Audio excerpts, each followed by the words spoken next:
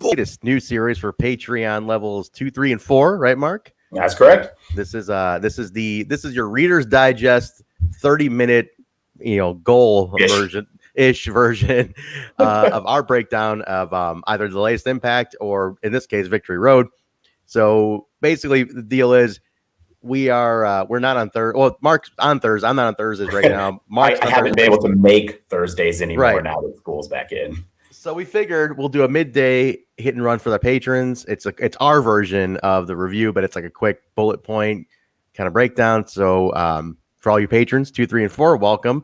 Thank you. This is for you. And a special welcome to Michael HIKULEO, who just joined level 2. Is that right? Yeah, brand new tier 2 patron as of this morning. Tier 2 as of this morning. Surprise! You get your own special show for your welcome. This is just for you, Michael. This is just for you. So the hit and run. But yeah, so if you guys haven't checked out the other tiers, please do. If you're only, well, actually, if you're 2, 3, and 4, you're pretty much you're on the, you're like part of the group that gets a lot of stuff. But 2 and 3, check out 4. There's a lot of shit with 4. So take a look at 4 if you haven't already. A lot of stuff going on with 4. But Victory Road 2021, I had issues watching it, not only just because of time, but because the goddamn Impact Plus is jacked. So the never-ending saga of garbage with that app. Yeah. So the latest thing with Impact Plus right now is if you subscribe through the Apple subscriptions, which has been fine for 2 years. How long has it been? 2 years? Yeah, that's how I pay as well, or I used to. I don't pay for the app anymore.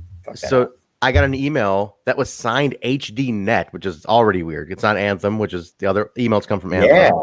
What's up with that? What was HD Net's involvement with Impact at any point? I think this is an old server that somehow is doing something, and that's so it says that you're past due on your Impact Plus, and if you don't pay by the 30th of October, you'll be canceled.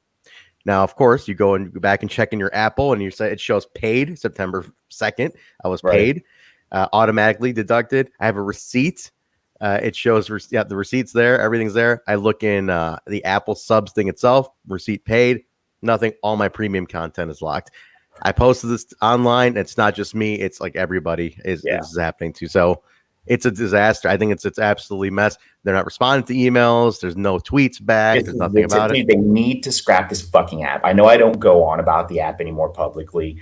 But dude, this is never ending. At this point, there are more problems. There are more problems than you can fix with the limited resources you clearly have. It's time to move it all to YouTube or somewhere that can be functional. Like I saw somebody complaining the other day, rightfully so. I say complaining, but bringing up a good relevant point that their Fight subscription renewed for a year, like a week before the Fight thing was announced. Mine did too. I contacted, because remember I had switched to Fight. I was monthly, right? Yeah. So I only lost out on a month. I spent $7 or $8, whatever, for no reason that month on Fight because I couldn't have access to the app, which was discontinued on Fight. But some other people who apparently were billed for a year couldn't get their money back and are stuck with something that's not even existing anymore. So then they couldn't roll it over to anything else. Huh? Right. That sucks. Right. Like at least it fucked all of us everywhere possible with the app. That's unbelievable to me. That is the amount of money that's been pissed into a void by fans of the product because of the app is atrocious. Like we should be ashamed for even using that app, which is why I don't pay for it anymore. Like that's unbelievable. It's unbelievable too that they would publicly come at me for telling them what a piece of shit that app is. Like they should be ashamed of themselves. I'm actually concerned how to do throwback in a couple of weeks when I get back from my trip. If it doesn't work, I mean, I'll admit right, I may have to get somebody's login if that's the case. Well, there's the pre-house stream too that we do. That's how I've been watching it. I usually watch during the day and I take my notes, so we're going to see, man. I'm going to see how this goes. Truck is here. Look at this. This is all right. Look at that. There's our third. I invited him on the Discord. Oh, you did invite him. Okay. Wait, is that a good brother, Matt? No, strong side. I was like, what the fuck kind of planet is this? Why is Truck wearing a Good Brothers hat? What the fuck's going on? Couldn't pay me. Couldn't pay me enough. I'm trying to trade away a piece of Good Brothers merchandise at the moment in the treehouse, if you've seen that. What do you have? I have a hat signed by Gallows that I got. Oh, really? Yeah, just came across my desk. Like I'm not a fan, legit repping. I am a. That's awesome. That's awesome. What, are you? Yeah, I'm not a fan, so I'm looking to trade it for like Tasha's used underwear or like I don't know. What? Yeah. Jesus It's Christ! a signed Mark. Gallows hat, man. If any of you guys are Gallows fans, and You're lucky. This is underwear drawer. Let me know. You're lucky. This is Patreon. Yeah, that's what I would. I'm gonna have to figure. So, Truck, we just talked about the Apple Impact Plus fiasco. So, like I said, I locked them for most of the day too, and I don't use them, so I don't know what was up with that. There's something odd. There's such a myriad of issues across every platform and they've clearly patchworked everything together, and it's all having issues. Scrap it, start over, move to YouTube. Yeah, be done with it. I kind of think that's what they're doing, because why would you run 2 streaming services otherwise? I don't know, man. They need to do it faster with a better plan then, because they're creating a lot of bad will in the public again continuously with this app. So. I know, man. That it is so messy how this thing's operated, but I don't know. I'm very disappointed in it, to be honest with you. It's just they're very disappointing to see how poorly it's run. Yeah. And then no communication. You know, it's not like they make a statement, even a tweet to say, "Hey, we're looking into it." There's enough people tagged. There was enough things going around. I mean, I tagged the shit. I mean, I was tweeting and a bunch of people responded on mine. I'm like, you guys saw these notifications. I'm sure you saw them. So there were other people independent of yours as well that I saw come across my feed also. It's terrible. Yeah, I saw people even with Roku issues, you know. Maybe nobody checks that Impact Plus Twitter feed. I doubt it. But maybe they forgot they have it. But I tagged the main one too, so I'm like, Jesus. I mean, I know they get a lot, but geez, there's enough being tagged here. You know, like it's willful ignorance. They know. Yeah. They just don't want to hear it. I even hit up Kevin Martin. I was like, "Hey, man, do you know anybody at the Plus side of things?" He's like, I have no idea, man. It's like, who is on the Plus? Is that run out of the UK? It's in the UK, from what I understand. Yeah. So that's why you'll always see like emails and shit that are, you know, overnight for us. Yeah. So basically, when the most important show moments are going on, it's like 2 a.m. They're asleep. Yeah. Cool. That's brilliant. Brilliant. Sums it all up, right? All right. Well, the show was decent. We've got 23 minutes. Should we try and cram this fucker in? Let's do it. Let's do it. All right. Maclin, TJP, and Petey Williams opens it up. These three, I feel like, have been feuding forever. However, this is my back and break match. How dare they fucking open with this match? Dude, I gotta say this though. I like Maclin. I kind of got me in this one, man. I liked his intensity in this match here. I don't know what his character. I don't know what he's supposed to be. Just angry guy. I'm angry man. He's angry white guy in black trunks. Yes. I just loved his energy. I loved his energy in this match. I thought he looked good in terms of like he was just intense, and I'm like, I can get behind that. Still don't know what you're doing, but you know, I don't know what the character's direction is or what he's gonna do. But as far as just a pure match, that was just a good match. It was a great, just straight up action match, and he stuck out to me in this one. I don't know, Mark. I mean, you got 2 really strong workers in TJP and PD in this match. Yeah. So it could be that. I'm going to be honest. I really didn't. Maclin, I find boring as hell, and you guys know how I feel about TJP. I didn't really watch this match. That's all the comments I have on it. All right, Truck, you got any thoughts on this one? I wasn't very excited about it, not because I don't like any of these guys, but just because I didn't think that there were any stakes. And also, you know, we're still at the very early stages of Maclin's push, and this is one of the first times he's had a match against guys who obviously aren't enhancement talent. So it wasn't difficult to guess which way this one's going to go. Yeah. You know, TJP's, it seems that they really trust him to put together interesting 3-way matches, because he's been in all of them this past year, and I really liked most of them. In multi, this I thought was the weakest, but again, it was probably just because there weren't any stakes. Yeah, I mean, you got to remember, he's 36, and he's been wrestling since he was 14. I mean, he's like oddly a, you know, over 20-year veteran already, which is really crazy when you think about it. So, and he spent a lot of his career in multi-mans in Mexico. Okay. In a multi-man environment. That's why he's so good at the multi-mans. Yeah, that is true. Yeah, most of the times when you see a 3-way, it's like the guys don't know what to do each other. They've got to find an excuse. Always one person has to be out on the outside. So we're basically doing a standard 1v1. Yeah, he works that style very well. And I give it to Petey Williams. I think Petey looks fantastic even to this day. I'm going to put him over always. Yeah, absolutely. Always, yeah. I cannot believe. I mean, he's 42. You know, he's been doing this. Really? Yeah, he's 42, I think. That's my age. I could barely get out of bed in the morning. But he's like, keep in mind, he's like year 2 TNA, right? Like that guy is, or year 2.5 of TNA. Yeah. Like this guy's been there a long time, man. So I'm always impressed with how good he still looks to this day. Like total veteran status. All right, let's move on. All right, speaking of multi-mans, this should open.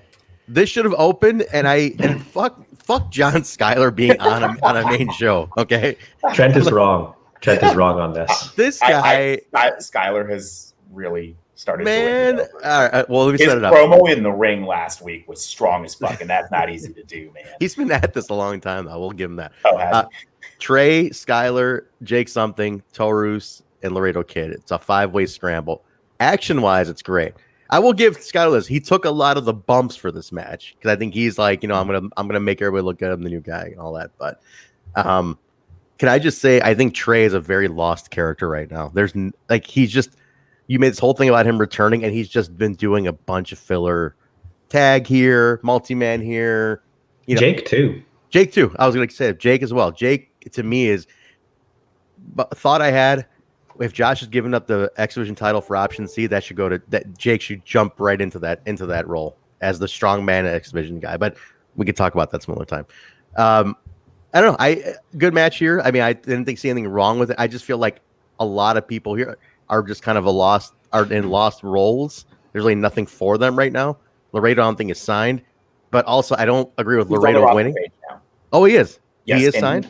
He's been tweeting really heavily about Impact. I mean, I know who knows what that means, but he is on the roster page. Yeah. Okay. Who knows how many people are actually signed? But I mean, even Zicky Dice has branded merch now. So is he signed? I guess, dude. You have to at least you're signed to some degree, right? Like, whatever that means. Right. It's a loosey goosey term in wrestling compared to like the real world, I think. But yeah. Well, I think Impact's contracts there's like signed for guaranteed number of appearances, and then they're signed for like guaranteed money also. Because I know there's some guys who they get paid by appearance, but they're signed due to a number of appearances. Like, okay, you're guaranteed to have 20 appearances this year for this rate, and we'll give you a license deal for T-shirts or something. But then there's like guys like Moose who are like, here's your guaranteed 2-week check. So there's a whole different level. If Laredo is signed, I'm okay with the finish. I was a little weird about him winning over like unsigned beating signed guys, but because I really think I don't know. I again, Trey's really lost to me right now. Jake's really lost to me right now. Skyler can go fuck himself. And Taurus, I love you, Skyler. You're a good guy. Taurus is part of Decay, and he was here for pure action. So I don't know. Yeah, Taurus is fine because he's in Decay. You don't even need to worry about building. I don't have to worry about Taurus. Yeah, go ahead, Mark. I really loved this match. Again, really quickly, Skyler's really started to win me over. That in-ring promo was what did it, but his work in the ring is really solid. The guy's a good, solid worker. He's been at it a while. His look is fucking awful. His look is rad. What is wrong with you people? He's a creator wrestler. Fucking, he's your creator wrestler in the video game guy. Like, come on. Yeah. John Skyler, don't listen to these people. I hate John Skyler's not on the Patreon yet. I used to heckle this. I'm going to pay for a Patreon for him so he can watch this. I used to heckle him 10 years ago at Billy Corgan's promotion here called Resistance Pro in Chicago. And I used to heckle him there. Like, sky's the limit. You suck. You know, shit like that. There's a roof on this building. You fucking loser. Like, I don't know, man. That's not really personal. Hey, you should be happy, though. He took the pin off of another, he did weird finisher, Spanish Fly variation. It's like two dudes touching dicks at the end. It's like a Spanish dick touch or some shit. But Laredo Kid picks the old Mexican finger cuff is what that is. Exactly. When I saw him on the roster page on Friday, I actually thought he was going to win this match. So I think he's signed. That's just me speculating, though. If he's in if he's in, then I can see the win. But otherwise, you got to break like Trey and Jake, man. Like these are homegrown dudes, and the fact that they're just there floundering. Like, throw them in a multi-man. Like, there you go, Trent. What's that? There we go. Lakers gets it, man. Lakers is wrong. Lakers gets it, man. Mark is learning. He's coming over. I'm converted. Skyler really won me over in this last week with his work and his promo. I mean, he really did. So again, the look is ass, man. but let me say this, Jake and Trey, why don't you just feud them? Like, you have homegrown guys. Why are they just feuding? Like, why not? Well, they could. They're both baby faces ish. I mean, at this point nowadays, look at the main event of Bound for Glory. It's babyface versus babyface. Like that rule book's out the window, right? Yeah, true. So, by the way, the new Josh Alexander T-shirt is pretty dope. I do like that. And Juan did those designs, hey? Or at least I think Juan did that. He did the cooler of the two. Yeah, it's definitely a Juan design. You can see. I don't see a Zicky Dice shirt though. Truck, you were saying it might not be posted yet, but he's posted promotional photos of him wearing it, and it has the Impact logo just underneath the design. Oh, it's cool. like him, and it says Outlandish. So it exists. I love it. I would maybe he did that himself, because if you follow Zicky Dice and you've watched that Impact like vignette he did for himself, that shit was super fucking. Yeah, he does all that stuff himself, man. Yeah, he does his Twitch stream is extremely produced. He has green screens going on, like 3 camera shoots. Dude, the Impact one he did was as good or better than the Impact production team is currently doing. He makes a lot of money on Twitch doing like full on production shoots. I think he has a buddy who's a filmmaker, and they just go all out, man. It's nuts. You should try and get him as a guest before that door closes. Yeah, he listens to the show. Like he's been in the Twitch before. I've seen. That's a great idea, Truck. We'll do that. Yeah, let's contact. I can definitely contact. He's a good dude, man. He worked with us once or twice at AAW, and I really liked him a lot. I will say this: if pitch proposal right here, listen, just hear me out on this real quick. 15-second pitch. If Zicky Dice, the end game here isn't that he's Johnny Swinger's illegitimate son when Swinger was making the territories in the 80s, like this is for naught, man.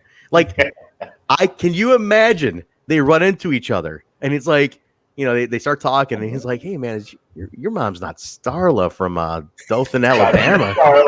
Gotta be Starla. Like he's like, yeah. Like Dothan, I was like, oh shit, Dad, that's when I was working for so and so. Oh my god. She have a birthmark right on her. Oh shit! Let's do something where it's like it's his fucking kid, and like they found each other. Like it writes itself, man. And I tell you what, with them signing Zicky, like I know Impact is already known for comedy, but quietly look at the comedy talent on the roster right now. If you really wanted to do another Wrestle House based segment, you could just take a portion of the roster and do that now. You've got No Way and Fala and Zicky and Bravo and Swinger and all these fantastic characters to play with now. And not to mention, speculating, if they bring in Wyndham Rotunda / Bray Wyatt for the Undead World, now you've got this. They're building universe. They could be building universes. I'm telling you, man. I'm telling you, dude. There's so much cool shit. But I do want it's his legitimate long lost son from the territory days. The guys in that age range where Swinger would have been making the rounds. Like, come on, man. Then Starla. It's his mom is Starla. That might not be a good story right now. Timely. I was just thinking that when you said making the rounds. Yeah. Maybe we don't emphasize that. Making the territory, making towns. Yeah, we'll shelve that for a long-term thing, though, like 2 years when this stuff blows over. We'll just make sure we're not on Me Too round 8 at the time. Jesus. I don't think it'll ever end. There'll be something else soon, I'm sure. Something else will expose. I shouldn't say expose itself, but something else will come up to the bubble up on this kind of shit. All right. Tenille with Madison and Kaleb versus Taylor Wilde. Probably my least favorite match of the show. I don't think they have good chemistry. That's my personal take. I just felt it was just a match. But Taylor got a win that she needed. I think she needed a win here. However, I don't know. I feel like with all the hype on Tenille, there was so much buildup of Tenille like the last couple weeks, and it's like you just lost to Taylor. So I don't know how you keep Tenille's credibility, because she didn't get any heat afterwards either. There was no beatdown, anything, right? So it's just kind of like no, I don't think so. That was it. Because everybody got thrown out to the back, so she didn't have her cronies with her.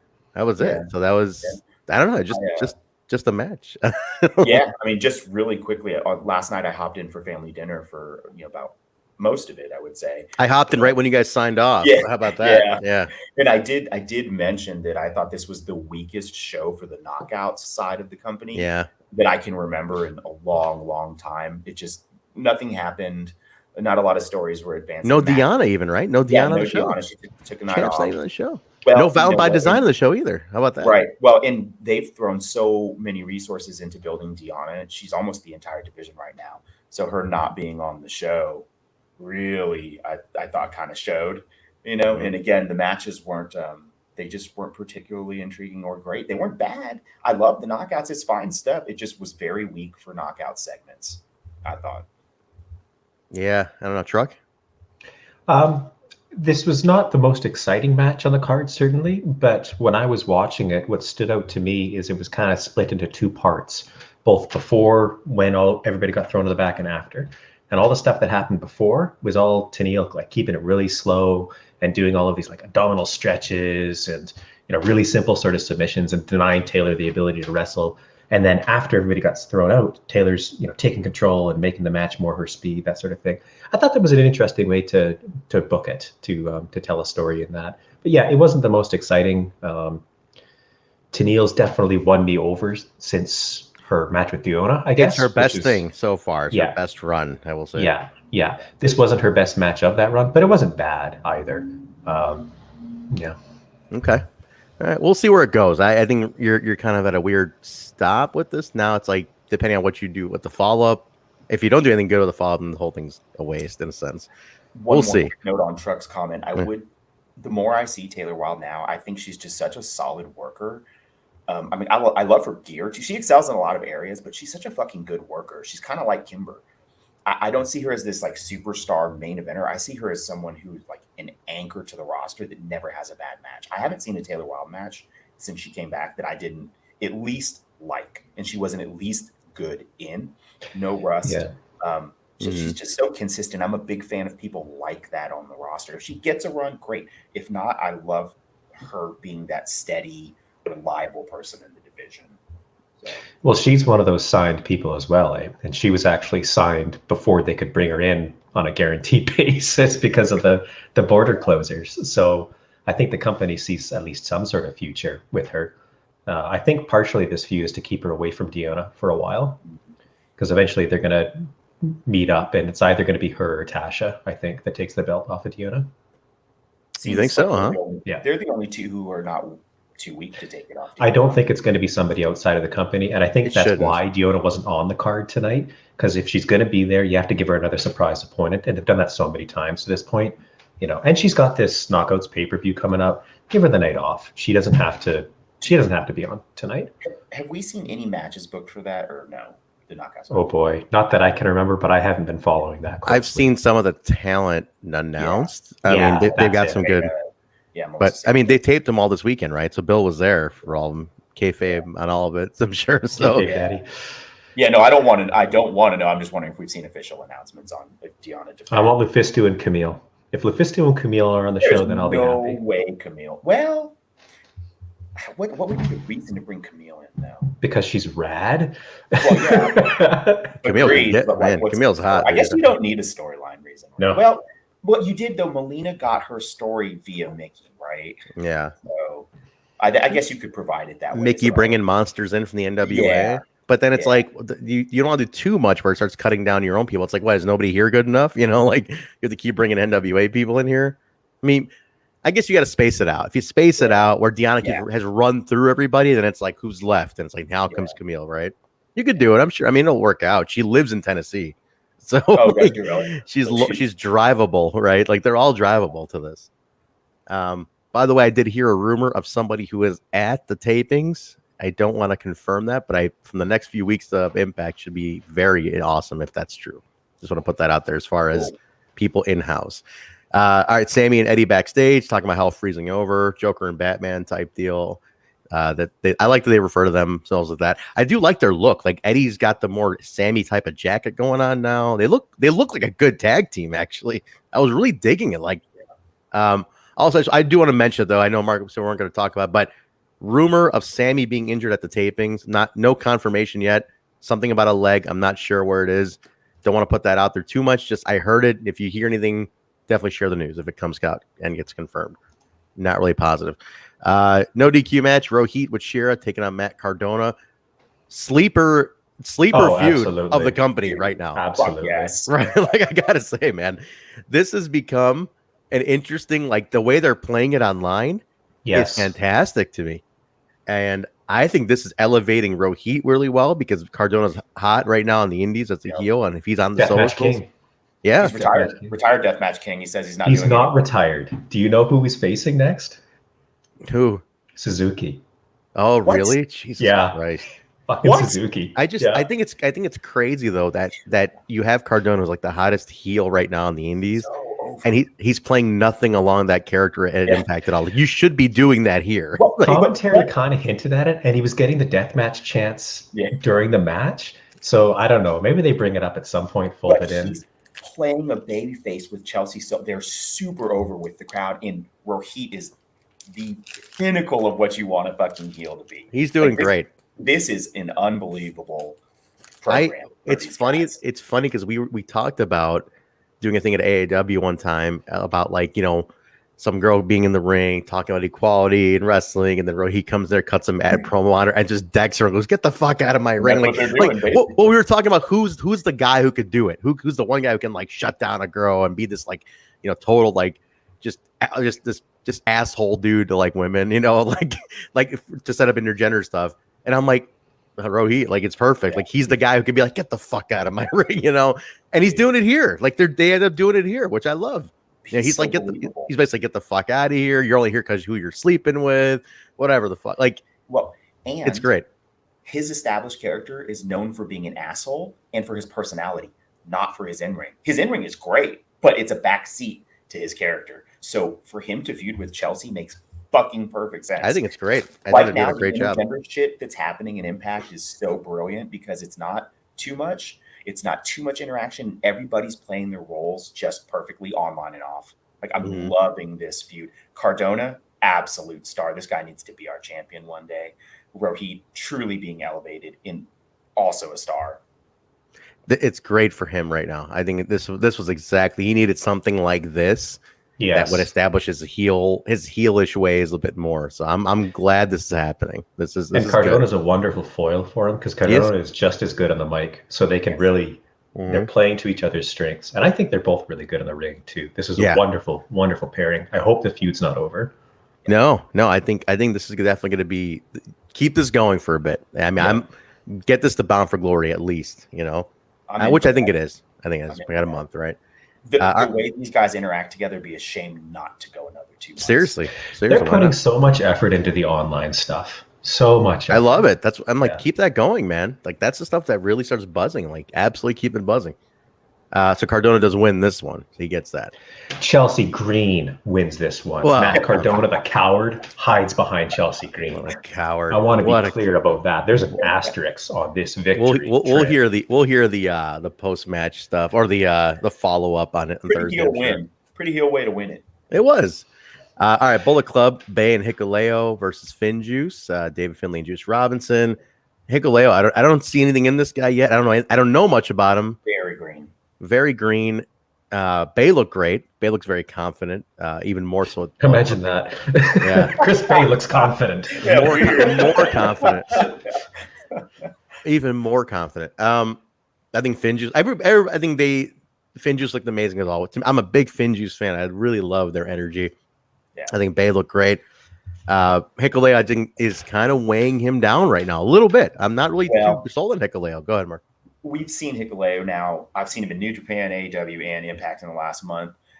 He's definitely, so he's one of the young lions in New Japan Pro Wrestling. And I know that they're trying to give those guys experience because of everything that's going on with COVID and get these guys out there. And he is sold as a young, strong guy with a lot of potential in his home promotion. And I think that's why they've put him behind Bay. Like, he's not speaking in promos. He's a heater for the most part. Yeah. I'm okay with that. Like, you're right. Like, there's nothing, he's got great lineage. He's got a great look, good size, but let's give him time. I don't think he's meant to come in and be like Jay White, right? He's no.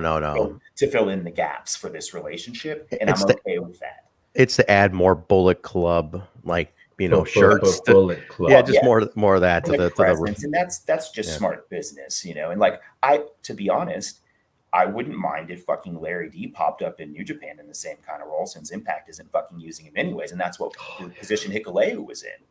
So, okay.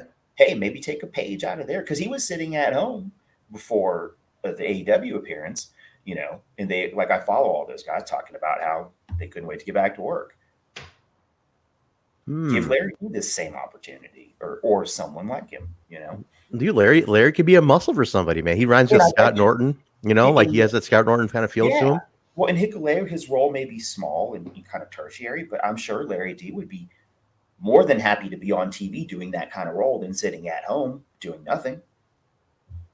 Well, he's working independence. He's running his school, but you know, definitely, I really want him back at Impact. And I do too, especially the new Larry D. Go ahead. The one thing I was thinking about that 5-man from the beginning of the show that I really liked, Skyler. Why isn't Larry D in that spot? Absolutely, that's your guy. I mean, you have Larry D, who's established, who's worked hard to better himself. Even, you know, like, why isn't he there?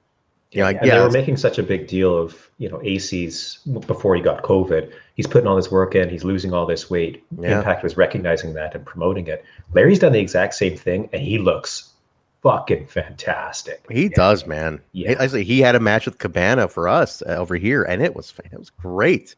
Like, for both, but I was like, man, I'm like, fuck. So we got, like, Larry's going to be back at AEW. Like, we got him for more. I'm like, this he's phenomenal right now. And he's a cool guy. Like, he's a really nice guy.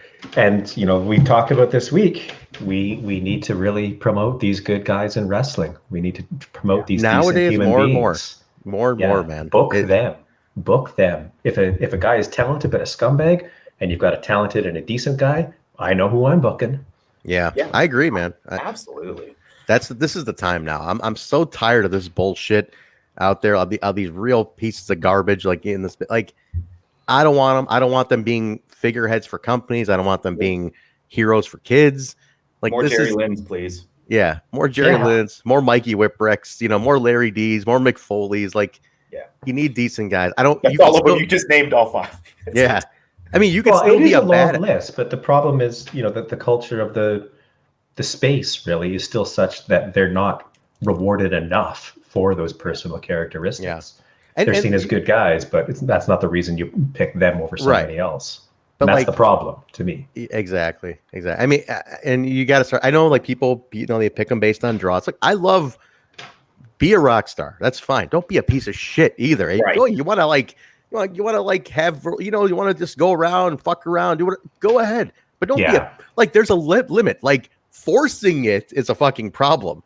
Underage girls, that's a problem. That's a problem. If you want to be with, you know, a bunch of women and have sex and fucking what, great. You're a fucking star. Do your thing, but don't force this shit. Like the shit that came out this weekend. Fucking A, man. Don't bring it into the locker room. That's an unbelievable treating female talent that way. That Brutus Beefcake clip I shared with you guys. Oh God, dude, did you see that, Trent? Yeah, I saw that. It was nuts. Rockers, fucking good lord. Anyways, we're already over time. I know. We'll keep going. Yeah, that's a whole different fucking show. But I will say this. Yeah, I would like to talk when I get back about that more. I will say this. Shane Douglas was fucking saying it, you know, 20 years ago. He was already telling you this is horseshit from these fucking top guys, and he's like, I don't want to fucking associate with that kind of garbage. And people called him bitter. So just put that in context. Well, if you don't know either side, it's easy to look at that and say he's being bitter, right? Because he's not a top guy. But you go back and watch him now. Hindsight's 20/20. It looks very prescient. Yeah, and it's like, look at the top guy. Like, look how they represented their company. Fuck, dude, I'm so fucking disappointed. Like, Flair pisses me off. It's embarrassing as a, like. It's embarrassing as a fan. It's embarrassing. I have a moral dilemma on a personal. I have like, what if I'm such a fan of wrestling that I've normalized it around my house, right? So many have. That's the problem. Right. Yeah. Now I have a son with special needs and I have a daughter. Would I want either of them involved in it? Hell fuck no. I don't want them to know I support this business. And now I'm thinking, should I just stop watching wrestling? Because it's really, I don't want them to think wrestling is a safe space because it's fucking not. Yeah. It's weird. It's a very funny spot to be in right now, man. It's a question than just something I'm watching now. It's actually a moral dilemma now. I got to say one thing. I will put this out there, and this is just for a minor bit of context, and we'll move on.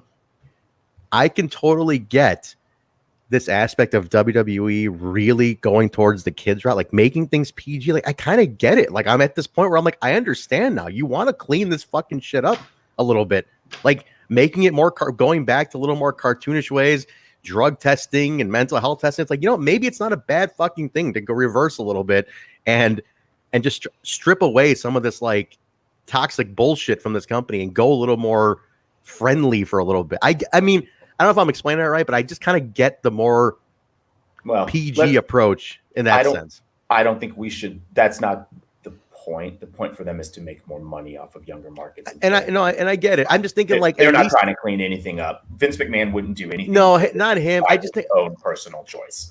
I'm looking at some of the talent that's involved there, and like none of like from what we know yet, they're clean. There's a pretty clean roster there. You know, right. There's no pieces of shit on that roster right now. Well, they're all backstage and in management. You're right. Exactly.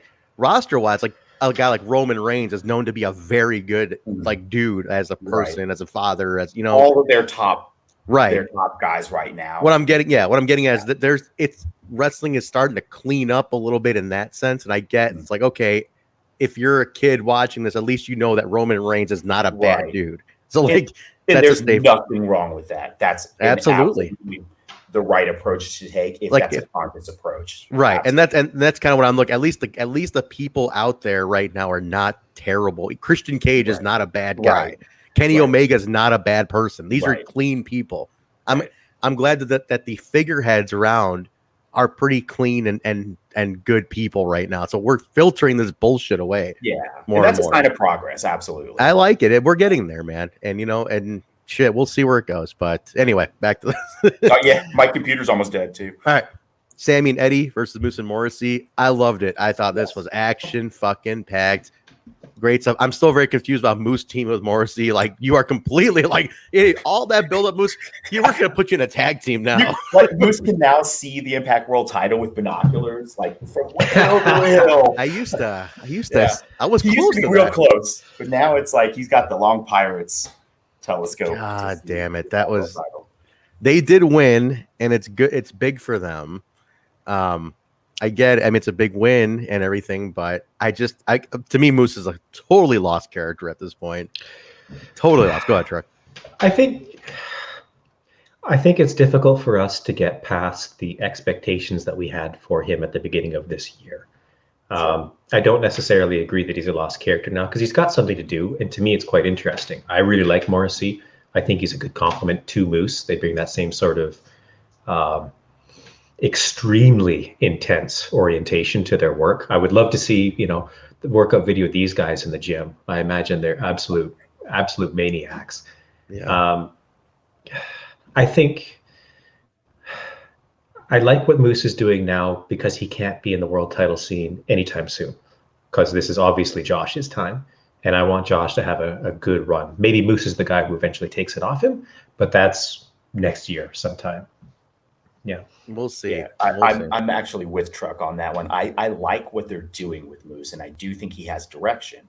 I think they fucked everything up to get to this point, which is why he's doing what he's doing. But it works, right? It keeps him away from the world title, so it doesn't weaken his image as a main eventer. And if the rule was that an Impact guy was never going to beat Kenny, like it's rumored to be, then I think we have to appreciate what we've got now. Trent, you even had heard before that we know Kenny was supposed to drop the belt to someone in Impact. I mean, that's as far as I knew. That was the idea. Was like at least because I mean, otherwise, what was the point of all that? Yeah, something happened in that span where Andrade ended up losing at Triple Mania, Christian ended up winning. Something happened there because it was supposed to be dropped back to an Impact town. We even know who it was supposed to be, presumably, but. Yeah, I don't know, man. Something fucked up happened there. But anyways, I like the Moose thing too. Him and Morrissey together, they can do this for 6 months and run roughshod until they can until they run into the other immovable object or whatever, and then you can put Moose right back into the main event. Yeah, because he's never going to have left your mind as the main event. Yeah, because he's fucking. He's credible no matter what. Like he goes in credible, he comes out. I get that. I don't want this to drag another year, though. It's gonna have to, though. I don't think it's gonna be. He doesn't have the momentum right now, though. He doesn't. Any sense right now. He needs the time. Well, okay, let me propose this to you guys, and we'll leave it at this. Do you legitimize Moose where he stands right now with a tag title run with him? Absolutely. No? Absolutely. Oh. No. I don't want him because they can beat the Good Brothers easily. Talk about credible to beat the Good Brothers. Oh, okay. These guys can take it off the Good Brothers. Yes. Okay. If you do that. Like fuck you. I'm gonna chip away at you motherfuckers. You know, I'll get your tag belts first, and I haven't forgotten about that. You know, like, and then you keep them busy. They got some gold on them. You know, like it looks good. Moose at least is walking around with something. I just don't want Moose officially in the tag division, right? Maybe he's the anti-hero of a tag. Like he's like, I don't even. It's like it's not even about the belt for me. It's about fucking taking it from you guys. That's I'd be okay with that. I'd be okay with that. And then there's heat back. Like, you know, you couldn't get the world title, but go ahead and settle for the tag. That's fine. You know, you couldn't get the big belt though. That's fine. You be happy with your tag. And he's like, I haven't forgotten about that one. Whatever.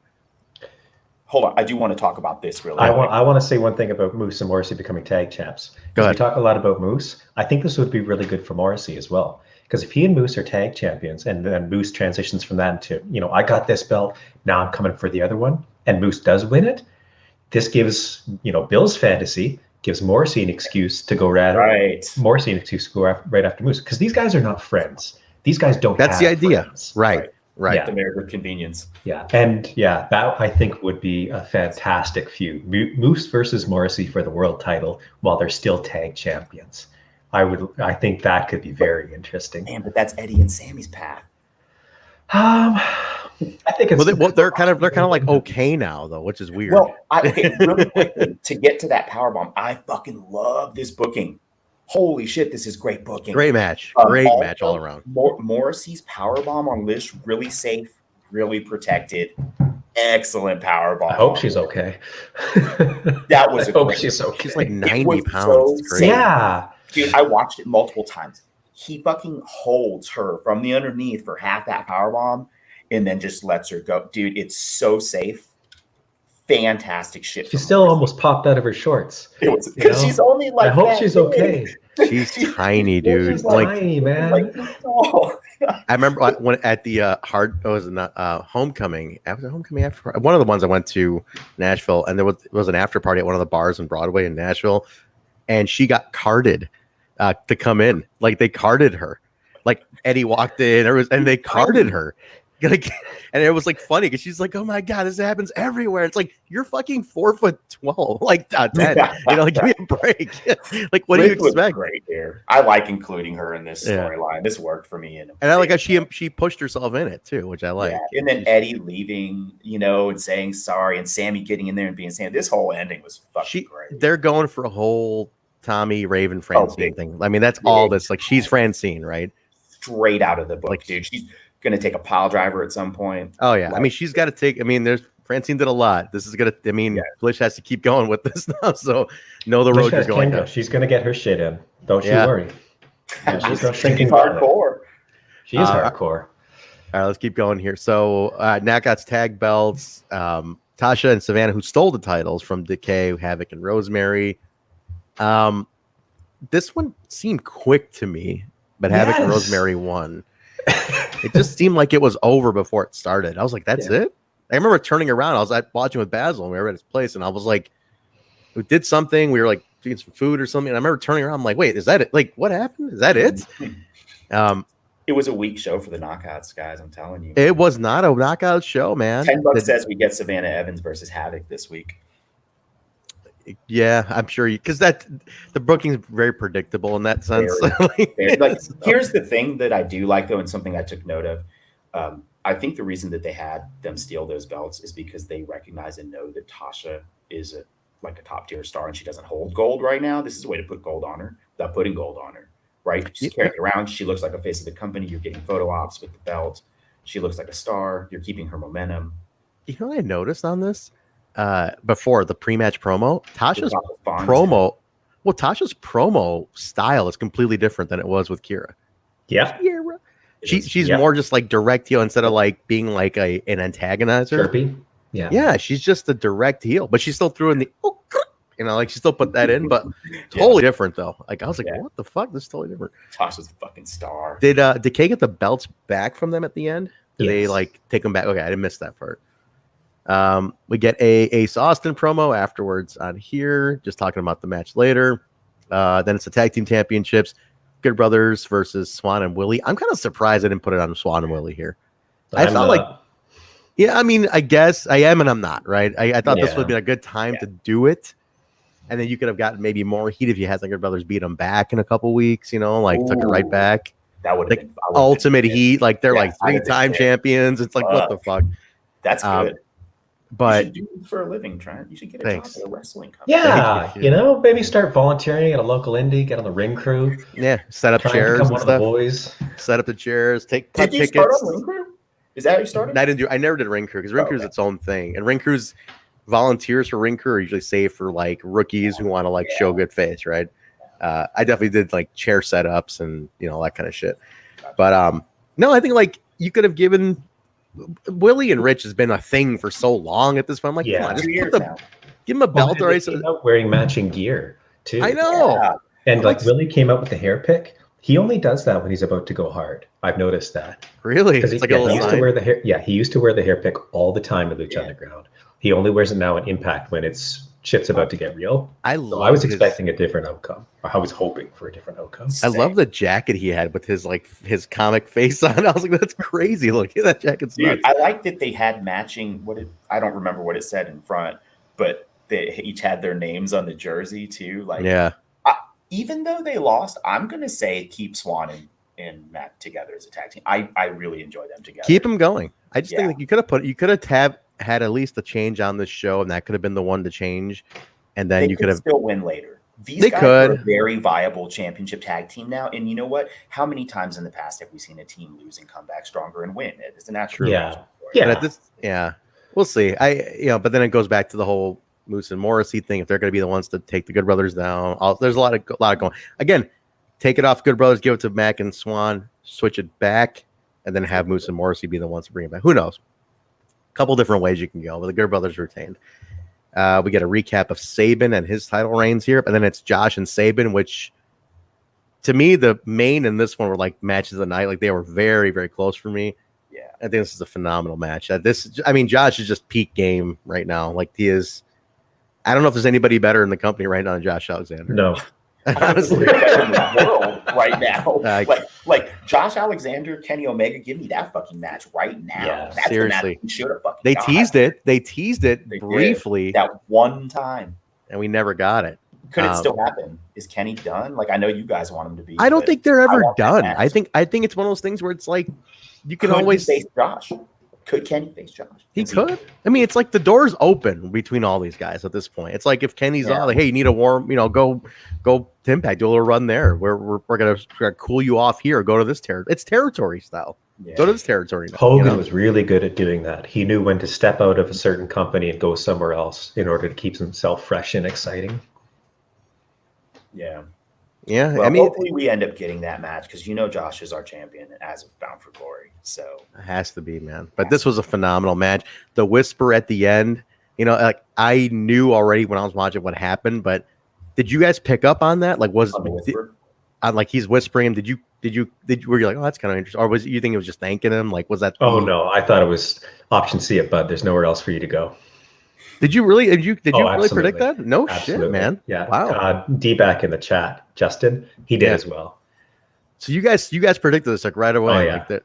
Yeah. That's crazy. My prediction actually ahead of time was that if Josh wins tonight, Ace is losing. Wow. Okay. Yeah. Because after this point, there's nobody left in the company for Josh. He's run through everybody else. So where do you go then? Josh and Moose, does that happen? And we know that, Josh is, Scott's favorite son, basically. He has a lot of faith in him and a lot of respect for the type of work that he does. I can't claim too much of this, but at the beginning of the year, I did predict that Josh was going to be world champion by the end of the year. And at the time, it was Moose's trajectory. So Bill poo-pooed that, but apparently I can predict the future. Yeah. Dude, Josh and Doring, fucking Josh and Rhino, Josh and Morrissey, Josh and Moose, Josh and everybody, Josh and Deanna. The story that they were telling with this one, that if you want to be the real best professional wrestler, best X Division champion of all time, you got to beat me. And he's done that now. He's plowed through that whole crew. Yeah. Narrative-wise, there's no way that you can do anybody else in the company and still tell that kind of story and have that be legitimate and consistent that Josh is the best X Division champion of all time. Jeez, we might be watching the best run of all time in the X Division. Every Iron Man matches, people from other promotions challenging around the world, fucking Ultimate X. It's unbelievable, like what he's doing. He's done everything. Sabin and Josh. It's, I just watched it so recently, so you don't want to overemphasize things. I think that might be one of the best matches I've ever seen. The guy really, really reminds me of Brett. And the subtlety of the storytelling that they were doing in that match, that was like Brett's best sort of work. That was Austin Hart level of work. That was so good. I think this is one of those matches. And it's one of those matches where I feel like they should maybe eventually give it away for free just so people can see. Don't let. I mean, this is behind a paywall, but man, maybe let people see this one. Yes. See the guy's about to be your next champion. And you've got the future of the company and the history of the company. Like these two guys. It's a great dynamic. Great dynamic. And they're doing the exact same story at Bound for Glory now. Because that's what Christian's been saying since he came back. Oh, yeah, you're right. Yeah. That's interesting. I like that. Should have been Sabin's moment. Man, Sabin right now, to me, like I'm with everybody on Josh, but like I was rooting for Sabin, probably because I knew he wasn't going to win, too. I thought he could. There was a moment in the match where I thought he could, but beforehand, I didn't think he had a chance. But Sabin has quietly become like one of my very favorite performers on the planet since his comeback last year. And now that Shelly's off the roster page and apparently working MLW for the Opera Cup, I hope Sabin continues to get a good, strong run. I hope this isn't the end of it. It's crazy that if you're thinking about it, like, man, he's had 8 X Division title runs. That's a lot. And I love that they recapped them all recently, too. Yeah. That was. And he's going to have another shot because now we have to have a tournament or something. Yeah. Maybe they'll do it. We'll see. He got a new tag run, in this new run. Maclin's going to win that vacated title. Please no. No. Please. I hope not either, Truck, but it's headed for Maclin. I just don't think he needs it, honestly. Like I don't know what are you gonna do with him having it? Like he's not the type to need it. His wife, his girlfriend or wife or whatever she is, happy and resign a contract. Well, that's it. Yeah, you're keeping her happy. That's what you're doing with Maclin. That's its PR move, man. I'm not saying he's shitty. He's okay. He's fine. He's not shitty. He's there because they want to keep Deanna. Yeah. Well, that 5-man at the beginning of the show, Laredo won it. You got to think all these guys are going to be in whatever sort of tournament, or I see King of the Hill, King of the Mountain. King of the Hill. I wouldn't be surprised to see Laredo win it. Yeah, but again, you're like rushing. Yeah, it'd be King of the Mountain, Miguel, but you're like rushing a new guy. Like, what about the Jakes? What about the Treys, who's been floundering without a title run? Give it to Trey. Let Trey have a run already. Yeah. Any one of the guys in that 5-man, I can see it more than not Skyler though. Fuck John Skyler. Skyler cannot win anything. John Skyler can have it. John Skyler, putting the belt on you, bud. Absolutely not. I will willingly cancel Skyler than Maclin any day, dude. I think Skyler's way more. I will. I won't even need I won't even need Impact to screw it over. I will willingly cancel my Impact Plus if Skyler was actually champion. How many times have you said that in this year? These last few months, I needed Plus. I don't watch anymore. No, I'm not putting it over as much anymore. I put it that way. I'm keeping tabs, that's for sure. I mean, it was nice to watch via Plus easily without commercials. I don't have to invest the time. I can watch whenever I want. Yeah. But they screwed me on that too. Well, Lakers has got your back all day long. If John Skyler wins, I'll just put it on repeat to make up for the views that they're losing. If John Skyler wins, Truck will get a tattoo of John Skyler's face on his face. Incorrect. I did not offer that.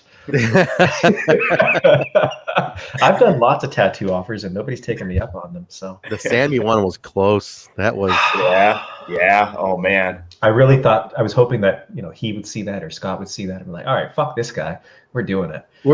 Let's just fuck him. Just even if we flip it at tomorrow's tapings, we're gonna just flip it for I don't think Chuck knows. Did you guys see about the CM Punk shoe guy? The what? The CM Punk shoe guy. Did you hear about this guy?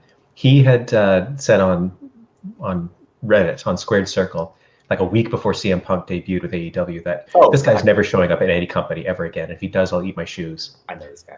Yeah. Did he eat his shoes? He did. Yeah. He ate his shoes. He ate shoes. Yeah. He roasted them and he ate them. There's a video of him eating I hate shoes. wrestling fans so much.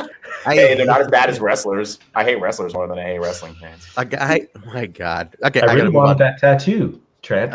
Tattoo is one thing. This man ate a shoe. Wait, that's a different story. So if Sami wins the world title back at any point, are you going to get a tattoo, or did it have to be? It had to be Kenny. Okay, it had to be Kenny. Yeah, it had to be Kenny. Which makes sense. I mean, he's the big bad. That makes sense. All right, let's move on. All right, main event. This is it. Ace Austin, Christian Cage, Fulton's in Austin's corner. I think he gets kicked out late at some point. Am I remember that? Okay. Yes. This is one of the best matches I've seen Ace Austin have. This match was way better than I thought it was going to be. Not because I doubt either one of them. I just didn't think they'd have that natural chemistry, and they killed it to me. It was. I got to give it to Christian. Stepping up, the kid is what, almost twice his age, like half his age. Half his age, yeah. You know, and literally, he's half his age. 47 and 24, right? Yeah, he's half his age. Yeah. And I think Christian was right there with him on everything he needed to put him over on. He had to be there. Energy, boom, boom, boom. Great chemistry. Even in loss, I think this elevated Ace Austin big time. Just being in the ring and having this match with, and I was about to say legend. I don't want to use that word anymore. But a legit guy, a made man. A made man, yeah. I shouldn't use that. That's a weird one too now, I guess. Yeah. I slipped into that. But you know what I mean. Christian is an experienced hand. An experienced hand. An experienced He's universally accepted as a great worker. Yes. Yeah. He's recognized by fans and by his colleagues. So for Ace to even have this match in a main event with a guy like this is a big endorsement of him on the company's part. And it was a fantastic match. Yes. Yeah. I have to liken it to like how when Sting was in the company and Sting was working with guys like AJ and Joe and all those Christopher Daniels and all that stuff. Yeah. It was like he was the legend who came in to give these guys the experience level, that veteran talent. Thank you. Veteran talent. It's similar. It's like Ace is now the AJ Styles when Sting was there, or when like AJ was working with guys like Dusty Rhodes. Like the legend is there now. This is the guy you're going to learn from and elevate yourself on. And I think it's perfect. I think they did a great job. The match was very, very enjoyable. I remember like we were casually watching, it's on, we're talking. I remember at some point when it really started kicking, I'm like, it really struck me. And I'm like, dude, we need to really watch this match now. Yeah. And we just both stopped and just watched because it was damn good, man. Well, and they followed a match. Like coming out of the match prior, I was like, man, I would fucking hate to be awesome. Follow that, brother. have to follow these guys. But they made me forget about it, which that's a testament to the match in and of itself. Christian Cage, I've been a vocal non-supporter of Christian Cage because, one, I'm a huge Kenny Omega fan. Two, the storyline really would have been better if Kenny was the one who was defeated. True. It would have meant so much more for Kenny to drop that belt. But between the matches I've seen him have with Kazarian, I saw him have with Kenny on Rampage, I've seen him have here, Christian Cage is still a very viable performer. He is. This really solidified that. He belongs in the main event. He's obviously not just getting there because he's got a name that people remember. Yeah. He's still boring as fuck to me, and I don't find him even remotely interesting as a character. He's not compelling as a character. Yeah, I don't think he's dynamic as a character. He's kind of a dry guy. Yeah, always has been. Charisma for a reason. But in the ring and working the story with younger talent, he's doing very similar to what Matt Hardy is doing. These two guys in the twilights of their careers are handing it over to the next generation in the way that should be done. That's the way you do it. More matches like this from Christian Cage. Granted, I don't know if he is in the twilight of his career. The guy has no history of injury. He's in fantastic shape. He kept up with Ace Austin. He truly did, though. I'll give him a history of injury. 7 years worth of no activity because he wasn't cleared to wrestle.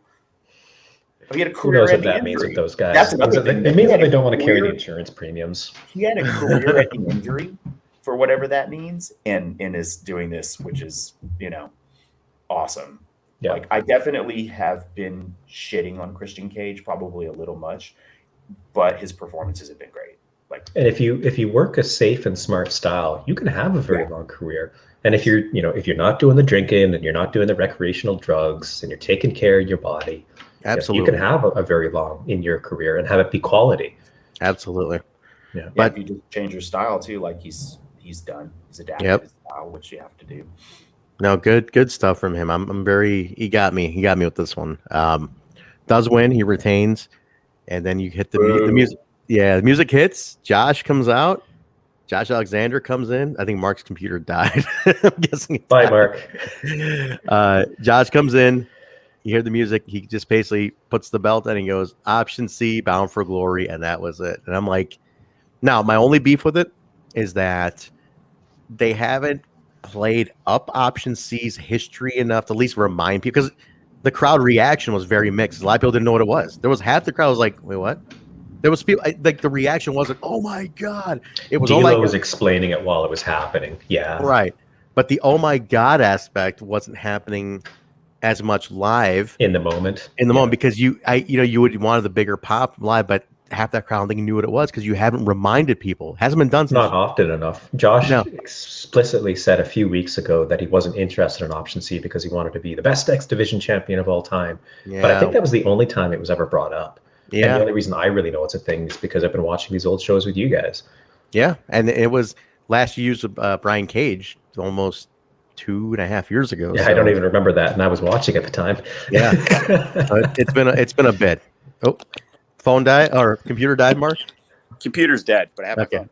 All right, we're at the end here anyway. We're talking just about the option C thing. The only thing I said was they haven't really reminded people enough about it because the pop from the crowd was like half didn't really know what it was, and half were like, yeah. The other half was like, what is this now? Because you can just hear that pop wasn't as huge. If you're listening to it, they're kind of like, oh, cool. I'm trying to remember back. Is it Brian Cage? Is that the last? Cage was the last one. Yeah. Yeah, 3 years ago. Yeah, 4 years ago. 2.5 years. It's been a while, and they haven't reminded people recently of it much, in order to like what they should have done in some of those highlight clips is show the first one, the Austin Aries one that started it all off, and why it was a big deal at the time in 2012 or 11 or 12. Why it was a big deal when it happened. That's a good idea because they've been doing the flashback moments in the actual show these past few weeks. So why not do those ones? Trying to make them a little relevant too. Like this should have been one where you reminded people, like, hey, that's what the importance of. Because when Austin did it at the time, it was a huge like, holy shit, because he's like, option A is this, I can do the option, and then option C is that I can, and it was like an impactful moment. It was like, holy shit, that is pretty cool. Maybe they'll at least retroactively cover it in this week's flashback. They should now. Now you should go back and tell people, show people all the option C's and be like, oh, fuck, okay, this is a cool deal when this happens. I mean, it's similar for those that would be unfamiliar with the product. You could just relate it to Money in the Bank, right? It's a similar, in a sense, yeah. But in this case, you're giving up a championship, which I think is more stakes, honestly. Yes. For sure. I just meant that it has a similar. You can trade one for a shot at the other. And you're not expected or forced to do so. Yeah. Like the briefcase, that's the only thing it's for. And it's been a couple of times where guys traded and then they lost. I think it was at Spud when he gave up his X Division belt and he was like aspiring to go for the world title and he lost. He gave up his X Division title. Yeah. Something like that. There's been a few times. So I like that. You show that there's vulnerability until you can lose and get fucked. You have no championship and no title. So it's a nice way to vacate a belt and create a situation too without having it be shitty, like our champion refused to come back or something. Stop picking up the phone. my only issue with it is that does it devalue the X title because you're like, I can give this thing up, and you're like, no, because you're giving it up for the greatest prize in the game. True, and it's the only way to get a shortcut is to work your way to the X Division title, which isn't a shortcut at all. You've had to get to this point. And then take a big gamble that you can actually beat the guy on top. Yeah, that's the idea. You're taking the gamble. I love where we're going with it. The main for Bound for Glory is fantastic. I think we're going to have a great Bound for Glory with all this. So good stuff all around, guys. That was a good show. Very good show. I really did enjoy this. I'm bummed I couldn't watch it on my own time. I'm glad I was at Basil's house to watch it. So otherwise, week for the knockouts, though. Once again, week for the knockouts. That's big dip on the knockout side of things. Hopefully, they can make that up this week. But, well, they have their whole thing coming up right away, so maybe that's why. Yeah, that's probably why. That would be my guess. Did they announce the exact date yet, or did I just miss that? Do we know the date? October 9th. I think they said the 9th of October. Oh, right around the corner then. Okay. There's a date on the little promotional. Yeah, 9th is Saturday the 9th. Yeah. Okay. Yep. Cool. So that's our next special. Yes. Right? Okay, Yep. that's the special for October. For October, right? All right. So, all right, let's get out of here. I gotta go back to work. It's midday stuff, so we're back to work. Guys, thanks again for the hit and run. Patreon levels, tiers 2, 3, and 4. We appreciate it. New patrons, old patrons. Hopefully you guys enjoy the hit and run. It's not a hit and run. It ended up being an hour. Like, we're trying to make this it a was half last hour. time too. We're hitting walk swiftly. We're trying to really hit the half hour sweet spot, like a lunchtime thing, but it's taking up the entire lunch break instead of like part of it. So, and we have 3 this time. It's always going to be harder with 3. So, yeah, I know. That's true. Trent, That's what she said. You threw a 4. Yeah, wow. Okay. No, but it's perfect though, because this is everyone who couldn't make it. I was hoping Truck would show up. That's why I DM'd him, because this is everyone who couldn't make the actual show on Saturday. Awesome. And Kyle. So, Kyle, if you're watching this, join us. Yeah, and go fuck yourself, Kyle. All right, we're out of here, guys. Thank you very much, you guys. If you enjoy it, give us your feedback on the hit and run. If you like it, let us know what you think in the comments or wherever you want to put comments on, or tweet us at We Talk Impact. Let us know. But other than that, we will see you guys. No throwback this week and next week. I am out of the country, so no throwback. So maybe there'll be an alternate show in between, maybe discussion. J-Bone will kind of work that out and figure it all out with Mark. We'll have something coming tomorrow night. We just don't know what yet. Don't know what yet. So stay tuned. You'll see it. But other than that, we are out of here. And guys, have a great rest of your day and a great week. And whose uncle is this? Whose uncle is this? If the 80s don't come back and get their uncle for real.